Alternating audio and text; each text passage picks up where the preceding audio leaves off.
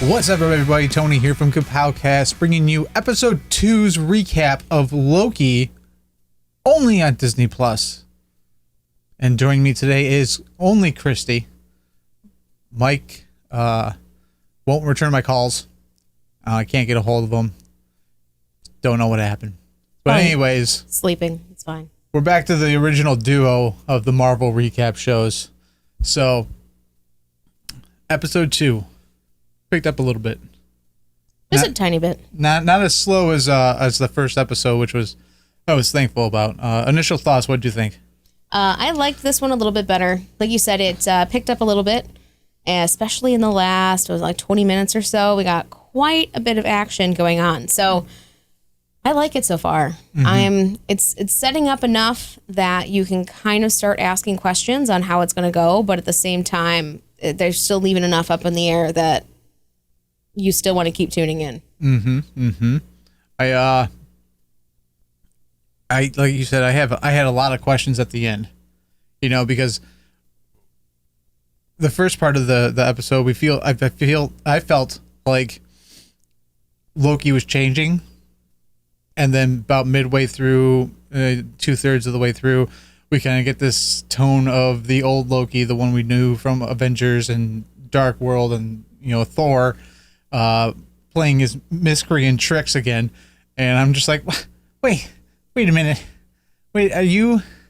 I don't know what you're doing. I can't figure out. I can't find your footsteps. Yeah. A lot of cool stuff happened here too. Still, like I said, a lot of unanswered questions. I have 100 different questions about 100 different things with the TVA and their arsenal of weaponry, I guess you would call it. But I don't know who to ask to get those answers. So I know. Yeah, I was really hoping that maybe we'd get a sneak peek of those TVA files and the creation of the TVA. Yeah. But of course, they're classified. So nope, we get nothing. Yeah, no, I knew he wasn't going to get those when he was like, I need to know everything about the TVA. I go, come on. Yeah. You're not. It's one of those things, if I act confident enough when I walk in the room, they're going to give me whatever I want. Did not work. I tried to pull that 100 times, and I could tell you, like, out of 100, it's worked like once. Yeah, it's very rare. It's only when you get somebody who's only been on the job for a week. Right. This lady, clearly, she's been there. She's been there for a minute. She's the VIP of the TVA library. Yeah. That was a lot of acronyms. Acronyms there. Just really testing now. How quick can you think? Wait, what did you say? But before we get started, make sure you hit that subscribe button and that bell for notifications so you are notified every time that we release new content on this channel. Podcast listeners, hit follow, hit subscribe, hit whatever button that your platform has in order so that you are notified every time a new episode comes out. Rolling right into it, let's hear your first fave moment. All right, my first favorite moment is one that I'm calling Apocalypse Salad. I knew it. We were watching it, and I said, there's no way in hell either of these people that are supposed to be on the show are not going to name this as their moment. Like, yeah. Yep. It was just correct. Too good. It's a good time. See, I love mischievous scamp Loki. And he keeps popping up, which is this sarcastic, like, I'm just here to ruin your day, but in the most delightful way that you can't be mad about. Yep. That is what I live for in the series, and this is the scene entirely was just that in a nutshell. I'm glad that we had our boy make a reappearance when he grabbed, I believe, his coconut water. I don't know. I don't remember what it was. Here's a question I had for you. I've been seeing things pop up, and there is little Easter eggs apparently. So the juice brand, which I'm forgetting, it's escaping my mind. I'm sure someone can leave it in the comments and let us know what it is.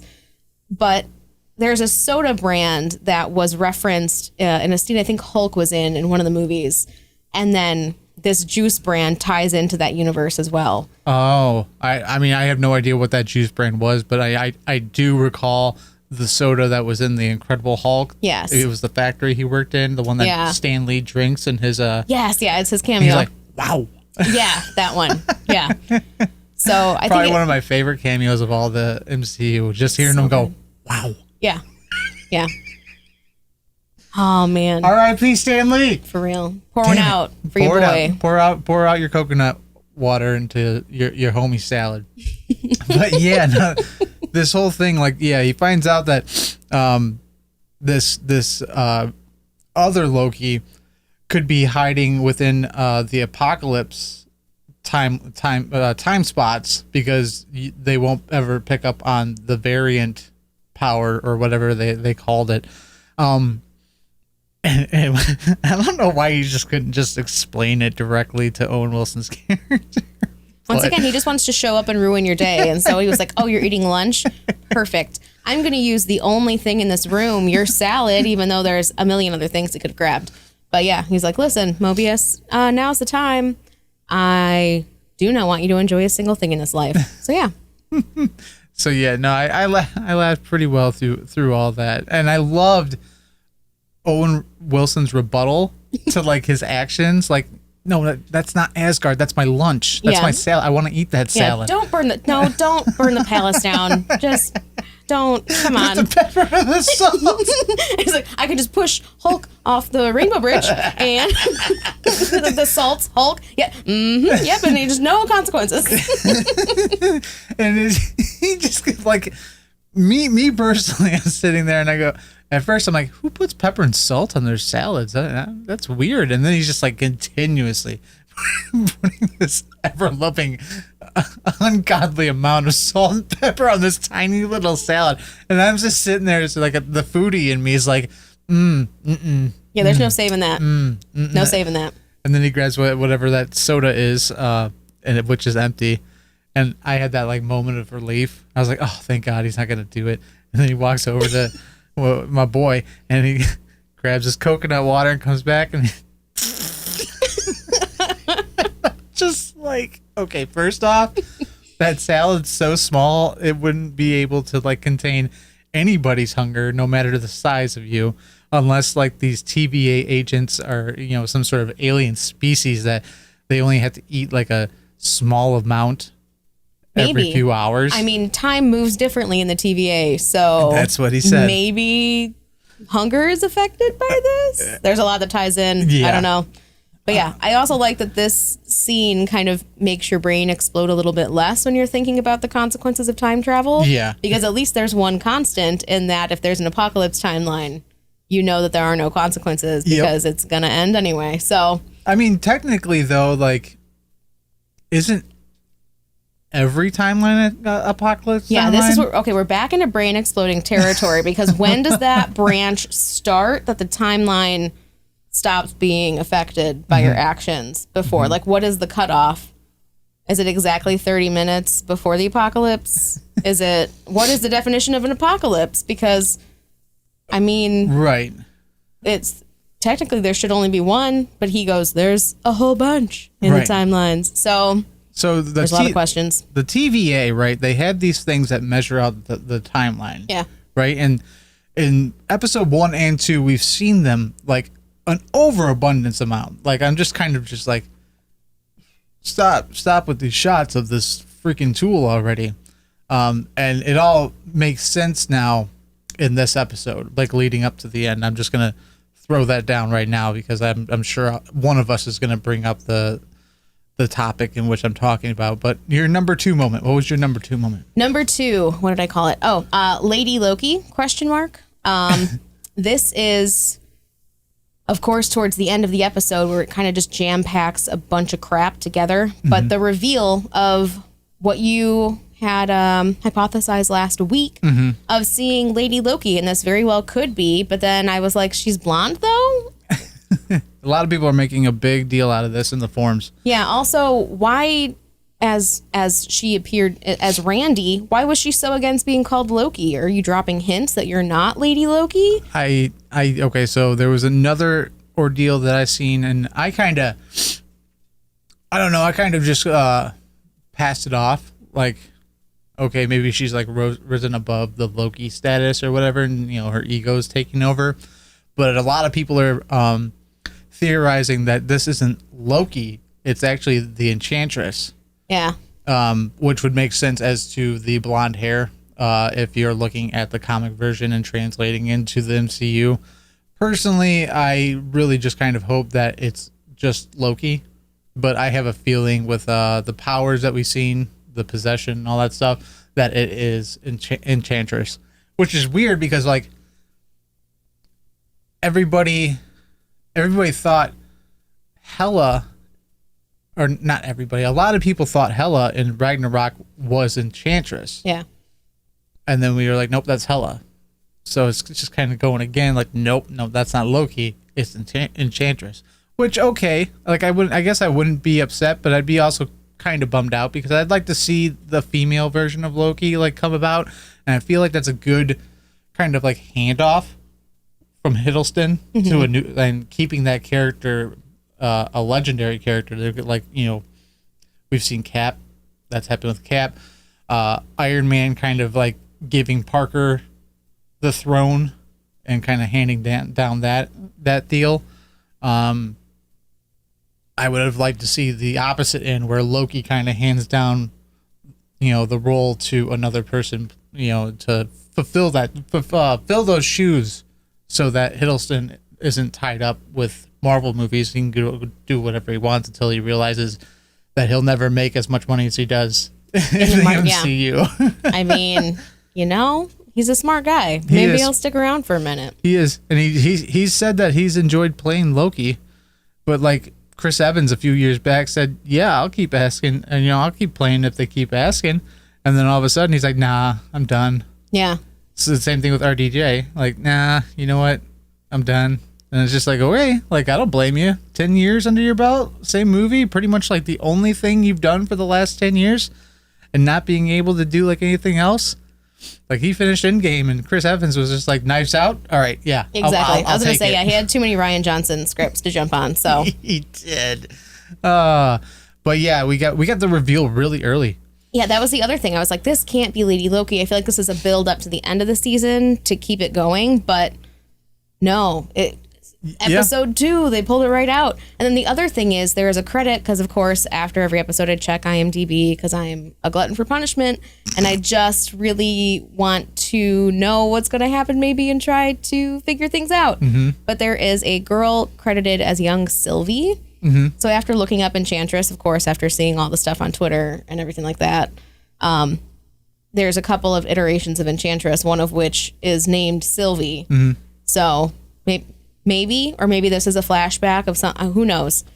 Once again, fan theories. We truly have no idea what's going to happen, but I'd like to ask some questions. Just a side thought here. Intro music hit this week, and I was like, dude, this music is like totally reminiscent of Stranger Things. Yeah. And I'm just like, this is so weird. And like watching this episode like gives me off, like, you know, I made that snide remark about Blue Bloods last week, but like this, literally the way this is kind of like feeling, it feels like a CSI crime scene investigators kind of show. He got the official jacket this time around, which pop that collar. Want a variant jacket. I would rock the crap out of that all day, every day. Which non-spawn, but the Lost Bros apparently are going to try to make some. So keep your eyes out on it because I will spend so much money on that. Like an actual jacket that says variant? They're going to do, I think they're trying to do bomber jackets. So check it out, the Lost Bros. They do Disney and pop culture merchandise. I'll get the link and put it down in the description below. There we go, yeah. The reveal came really, really early. Like, yeah, this is episode 2 of 6, so technically we only have like 4 more. But still, like 4 more if they stay at the hour mark, because each one of these has been about 50 or so minutes. Yeah. That's a lot of stuff to like kind of like play out.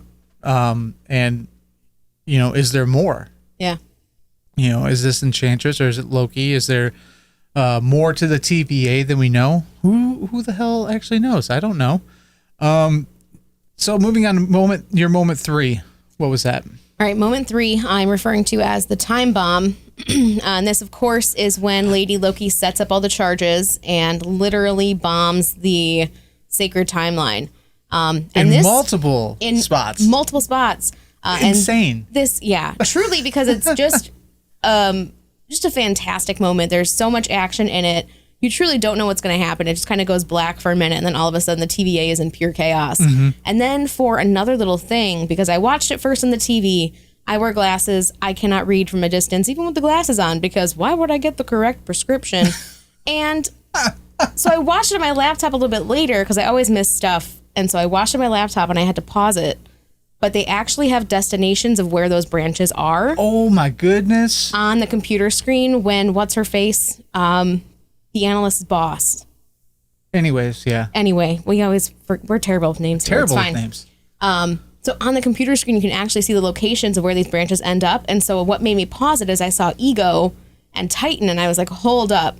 Are we talking like the Ego? The Ego? And the Titan? planet Ego? And so I looked at the rest of them, and there's like Tokyo, Japan, New York, City, U.S. Oh my God, these are all pivotal points. Exactly. And so I was like, oh my God, wait, what? Whoa. And so I've got a few more written down here, so I'm going to get my cheat sheet. Get the cheat sheet, there's quite a few. This is intriguing. I didn't know this. Yeah, so I forgot to write down the timestamp so that you can like actually go freeze the frame and put it up there. Maybe we'll find it and put it up on screen for you. But there is Titan, Ego, Rome, Italy, New York, Tokyo, Japan, and a few others, which you can of course go look up yourself if you're interested in looking at the details there. But Rome was one Italy, of them. Tokyo, New York. There was one place in Finland. Okay, so like when you say Rome and Italy, the first thing that comes to my mind is Spider-Man Far From Home. Yeah, that he's going all over that. Exactly. So that was my first thought. Ego and Titan, of course, in the Guardians, and then New York, which there's like 16 million. Titan was Thanos' home planet. Yes, yeah. So you that's a huge one. Yeah. Like what happened there? It's very interesting, very crazy. I don't know if I'll actually go back and look at it, but I'll go look and see if anybody else is talking about it. Look for screen caps online because I'm sure it's already up there. But this is exactly what I was talking about when I brought up the TVA little device that shows them the timeline. Is I think it really helped kind of cement in the crisis that's becoming what it is you're constantly seeing this timeline and how like this is the normal, this is the normal, this is the normal, this is how it has to stay. And then all of a sudden this part happens where she opens up all the portals, drops all these time bombs into the timeline, and you see all these branches start to diverge. And like it's not just like, you know, Avengers Endgame, like there's 6 branches, there's like dozens of branches. Like this is if they can't clean this up, this is going to screw up so much stuff. Like it's insane. Yeah. It's just insane. So that like up to that point, yeah, I was getting real sick of seeing that little timeline thing. And then at that moment I go, that's why they kept showing it to us. Like that's exactly why, is to like fully cement into the viewer's head, this is what it has to be. And now you understand how bad this scenario is. Exactly. Because I think if like you didn't see it as often, you'd just be like, oh man, that sucks. Yeah, but like when it happened, I go, like I personally, I was like, oh shit. Yeah, this is huge. This is bad. This is really bad. Yeah, it's like they're one rule, and this breaks all of those rules on how you have to like minimize the jump points when you're going into a time and making sure that you're going into the correct timeline. And I think that's why they spent so much time with Loki's training with Miss Minutes this week too. Yeah. You went into detail. They reiterated it again when they went to the Renaissance Fair. Mm-hmm. Which by the way, super excited that I can like get a variant jacket or like a TVA outfit and go to the Renaissance Festival. Like it's always been like one of those things where like I want to dress up like a Star Trek guy and walk around the Renaissance Festival, because like it's just it makes sense within the time. Yeah. Like it's one thing you could take from a fan culture and do within the Renaissance Festival that makes complete sense. If you've never been to a Renaissance Festival, I highly suggest going once so you know what the hell I'm talking about currently. Yeah. You don't have to dress up. You just show up. Yeah, you just go. But they're interesting. Yeah, it's very interesting. Obviously, you're stuck in the decade, and everybody around you, all the workers are acting within the decade. Really cool. Love it. I highly suggest at least going once to check it out. But yeah, no, like I would just love to like show up in like a variant jacket and like just walk around, maybe get like a little prop deal of like the timeline device, like, and just like walk around. Just really mess with some people. Time reset bomb and set it in the middle. Yeah, here at Kapowcast, we're just turning run fairs into Comic-Cons now. Yep, yeah, we're taking over, baby. Yeah, we've been deprived of them for a year and a half at this point, so we got to bring them to everything we possibly can. Exactly, everything will become a Comic-Con.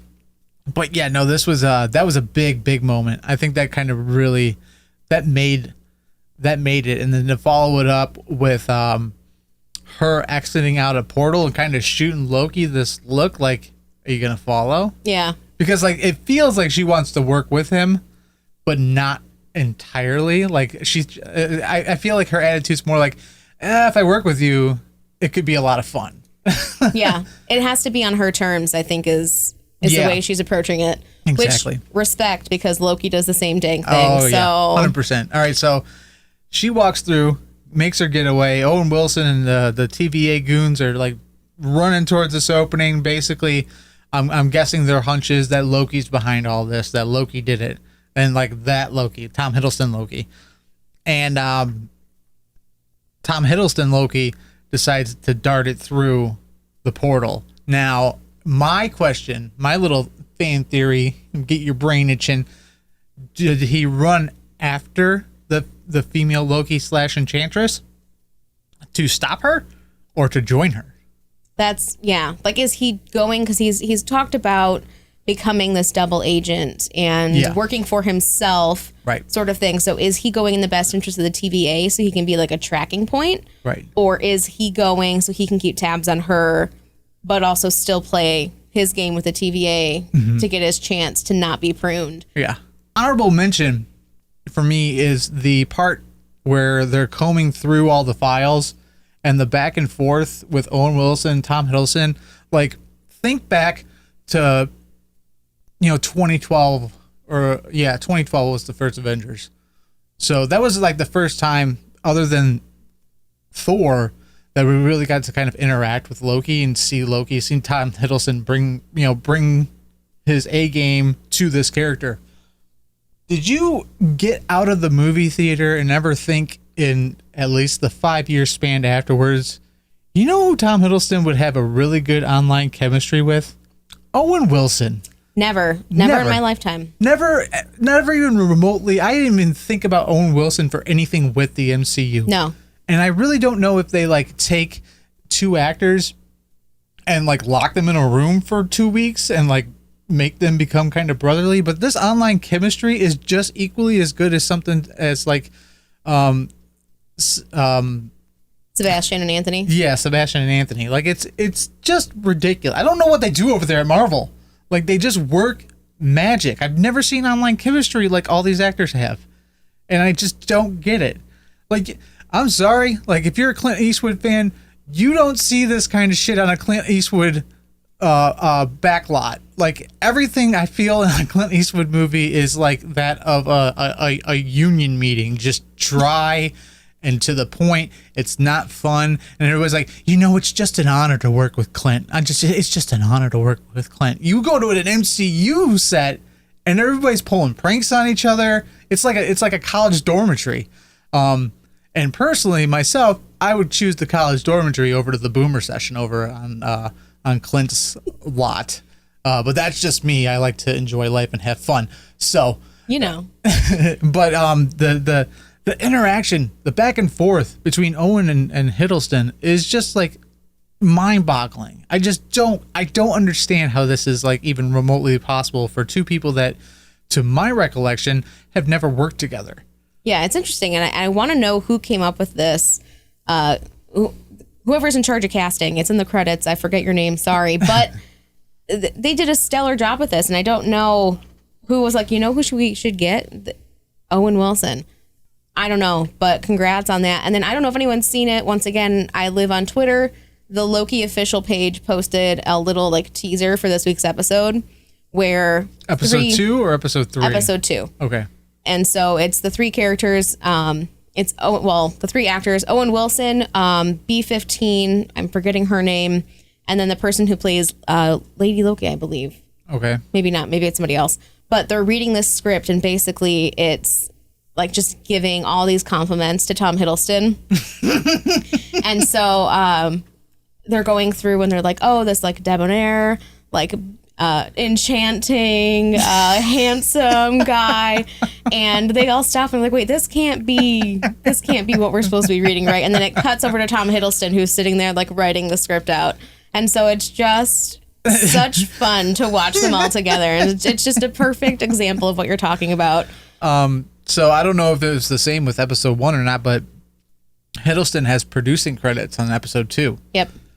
So very interesting to see that. I think it's incredibly interesting to see the actors kind of taking those upper roles, producer, director. I always love it when like, I'm going to use Arrow as an example. Stephen Amell has directed episodes of Arrow. Katie Cassidy directed episodes of Arrow. Everybody on the show pretty much directed one episode or another. Yeah. Same thing with like The Flash. And I love, I think that's what really makes like TV shows nowadays great, is when the people in front of the camera start playing the roles in the back of the camera, because like then you have like a double perspective, right? So you have the mindset of the character that you play every week in and out, and then you have the person that can project their view onto what's being shot. Yeah. So it's almost like I would say like almost like when you're older and you're teaching somebody else to drive, you kind of have all these other perspectives. It's not just 10 and 2 gas and brake and drive. Like it's like, okay, 10 and 2 gas and brake, but make sure you look here, there and that. And also since we're driving my car, the left tie rod is a little bit shaky, don't worry about it, that's there. Yeah. Kind of thing. And so like I always get excited when this kind of shit happens, where I'm watching the show and it's see Tom Hiddleston, producer, and I'm like, oh awesome. I'm hoping to see more of that, because I know Anthony Mackie also had a huge part in writing for Falcon and Winter Soldier, and I think directing. Yeah. Or at least like co-directing. So okay, let's go into let's find out who was your episode MVP. All right, so I've got, I think, one solid one and then one runner-up. So my number one is Giddy Loki in Pompeii. Just absolutely losing it. Where he lets the goats loose. He lets the goats loose. Says, "Go, my horned friends, go!" And very good language swap there by Hiddleston too. Yes, yeah, the old Italian there. It was very nice. Very clean. I'm not surprised, but like, no. He's got theater background, so he's done like Hamlet and all that other stuff, so he's very articulate. Yeah. Or is it Latin? Is it Latin or is it Italian? I don't know. It's in a Latin-based language, so perhaps we're back to the roots. Anyway, that's my number one. Just very funny. And I love, once again, just seeing that side of Loki where it's like he takes this very serious thing and approaches it, and then all of a sudden just is like, you know what? Screw it. We're going all out. All out, man. And he's just, Oh, it's just such a fun scene. It's I'm going to send it. That's what he said. Exactly. I'm just going to send it. And then my runner-up is some of us just need this lady from the Ren Fair. When she's like, you guys are dressed incorrectly. Some of us just need this, okay? It's my pandemic mood right there. It's that's the one line that when I wear my TVA and or variant outfit to the Renaissance Festival, somebody notices and says that's exactly right. Says that line to me, and I'll give him a hug or something. Yeah.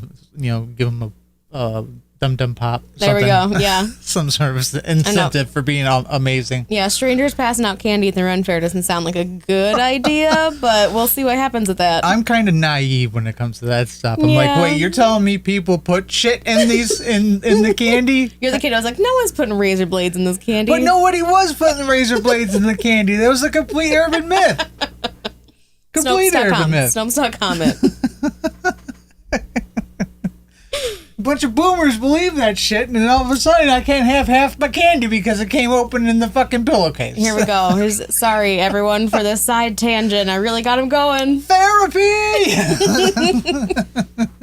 But anyways, my MVP is gonna have to be... It's kind of a toss-up, right? My MVP originally, right out the gate of this episode, was Miss Minutes. Just because she got a little bit sassy back with Loki. Also, another episode with Tara Strong. Yep. I'm really happy that Tara Strong at least made another appearance. I was glad it wasn't just a one and done kind of thing, and I kind of hope that she's more of a reoccurring character, kind of like the Frank to the MIB, the dog. or but the second runner-up, very close runner-up, and is that the head TVA, like sergeant. Oh yes, I can't the remember. person we keep forgetting her name. Yeah. It starts with an R. I know that much. Okay. Anyways, her, because like it was insane to see this actress have this one complete demeanor, and then when Loki / Enchantress possesses her, her demeanor, the tone of her voice, everything completely changed. Like it was Wait. You're talking B-15. Headhunter B-15 is that one. Yes. Yeah. Yeah. The one that always like gives shit to Loki. Yes. Okay. Her. To see that flip of the switch and have a totally different dynamic from what her original character is, was really cool. Like I gave her a big round of applause because I mean, not every actor can just flip that switch and have two different variations of themselves. So bravo, good job. Yeah, good job. It's a good one there. Also, going back to her just for a second, I want to know what happens when they're being enchanted, because when she woke up from her little nap, she looked very bewildered, and I want to know what happened. Hopefully we find out. Even the other one seemed kind of like PTSD'd. Yeah, she was just sitting there just saying it's real. Mm-hmm. What was real? What's going on? I don't know. Exciting stuff. Really, really, really kind of gearing up fast with this. Really kind of punching that clock that you guys were talking about last week with anything's up in the air. Anything can happen with it. When you introduce magic, when you introduce time travel, all bets are off. It's not a solid state timeline, paint by numbers kind of thing like, Mike said about Falcon and the Winter Soldier. You have no idea where this is going. Truly. It could go in 8 different routes, and it's so hard to guess what's going to happen next, and that is probably one of the most exciting parts about this show. So, can't wait. It's going to be good. Can't wait for episode 3 and hopefully more missed minutes. Yeah. Keep her coming back. And if you haven't already, go follow her on Twitter because, it's very fun. Just looking at what she says, because she'll live tweet as the episodes come out. Oh. And okay, so I can never watch it on Wednesday. No, I work on Wednesday. It's incredibly impossible to watch. So it's usually Thursday I get to watch it. Thursday morning, first thing as I wake up. Usually don't hit a lot of spoilers, but spoilers come out really fast with these things. They do. I, for one, hate the new release date. I'd rather have the releases happen on Fridays, but can't have everything you want. Keep that in mind next time you can't get your action figures. Yeah, don't pout. It's fine. Don't pout, don't cry. But that will do it for this episode 2 recap called Variant, by the way. Yes. I don't think I said that at the beginning. The episode is called Variant. Exciting stuff. I'm excited to see what happens next. Can't wait. Let's catch it. As always, if you are not, you should be following us on social media. If you have TikTok, we have a TikTok. Nothing huge happening over there. Just letting you know that things are happening on TikTok for Kapowcast. And if you haven't yet, make sure you hit that subscribe button, bell for notifications, all that other jazz. And until next week, from Tony and Christy, we'll see you guys later. Bye-bye.